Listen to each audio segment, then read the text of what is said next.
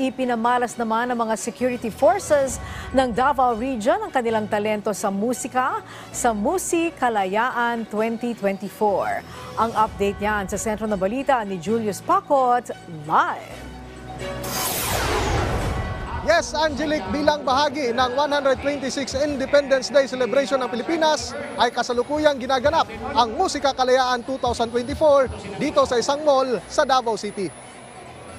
Angelic, makikita dito ang iba't ibang mga talento sa musika mula sa security forces ng Davao Region dito sa nasabing aktibidad kung saan inaasahang magpapakita ng kanilang mga talento sa pamamagitan ng pagkanta at pagtuntog ng mga musical instrument ang mga personahe na mga nabibilang sa security forces ng rehiyon.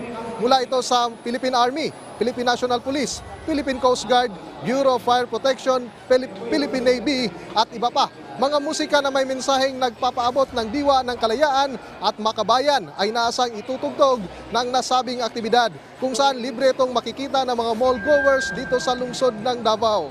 Ang Musika Kalayaan pagtatanghal ng mga bayani ay matutunghayan hanggang alas 5 ng hapon ngayong araw kung saan maliban sa Davao City ay sabay itong isinasagawa sa Mati City, Davao Oriental at sa Tagum City, Davao del Norte. Angelic, maliban sa libreng concert mula sa ating mga miyembro ng security forces ay maaari ding ma-experience ng mga mall goers ang mga latest equipment at mga uniform ng mga security personnel dito sa Davao Region, dito sa nasabing aktibidad. At yan muna ang latest mula dito sa Davao City. Julius Pacot para sa Pambansang TV sa Bagong Pilipinas.